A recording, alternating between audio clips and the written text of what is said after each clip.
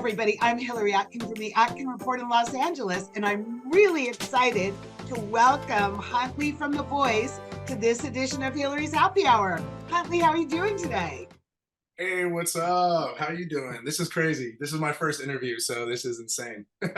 Oh my gosh, what an honor for me. And Huntley, what a great blind audition you had with the Black Crow. She Talks to Angels. All the coaches turned around in unison within seconds. But what was going through your head as you saw their reaction? And was it different than you had imagined?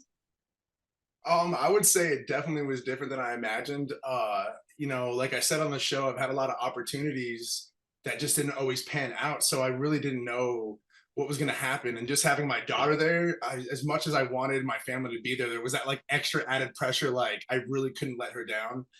So I just know how hard the coaches are about, pushing their buttons. So I was hoping just and praying for one button to be pushed, one chair just to be turned around. And the fact that I just started the song and I haven't even really gotten into the song yet, and they all turned around, I just was surprised and I just felt really humbled and blessed by the moment. And I just like, I don't know, I just keep watching it over and over again just to see like my daughter, the way she's reacting. And that's the part, it's like just I'm so proud of how she was on there and just how grown she was. Really just made, I don't know, it gave me goosebumps every time I watched it. So to just capitalize on that moment, like for my family and everybody back in Fredericksburg, Virginia, and just to see the support and the cry out is just insane. It's better than I ever imagined, honestly. It's crazy.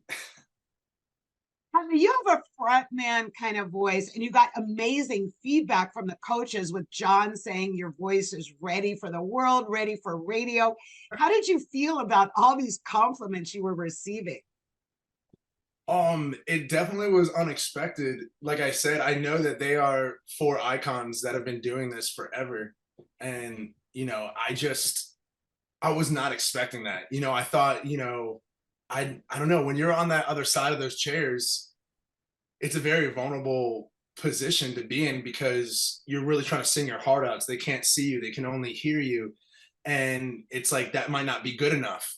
And one of the things that like about me singing is that that's the one place that I feel so comfortable that I just pour my everything into it, no matter if there's, like five people in the room or if there's hundreds, like I get into it. So for them not to be able to see me, I felt a little bit more vulnerable because that's like a part of who I am, is being able to see just how much I really care about the song.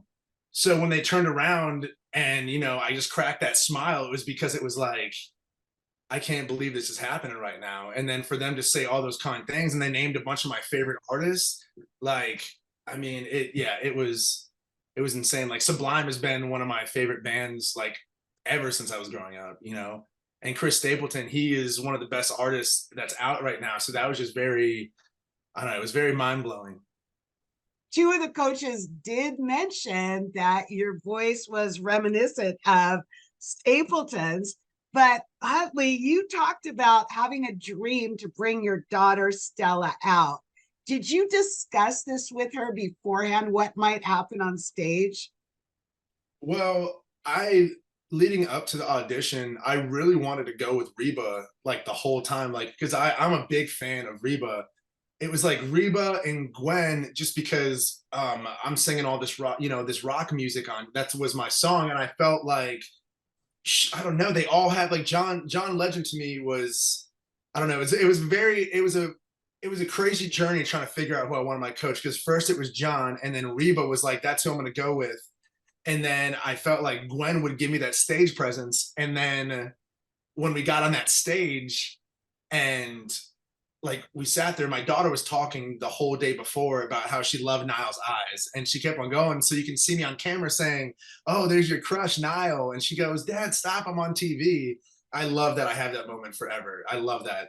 And so it's like she was talking about Niall, and then she was talking about Reba. So I was like, I don't know which way she's gonna go, but I just felt like God put that image in my dream to really trust in her. And when we got up on stage, I whispered in her ear, I said, you heard all those nice things that they said about Daddy. I want you to take your time and I want you to look at every single one of them, and I want you to pick who you really think.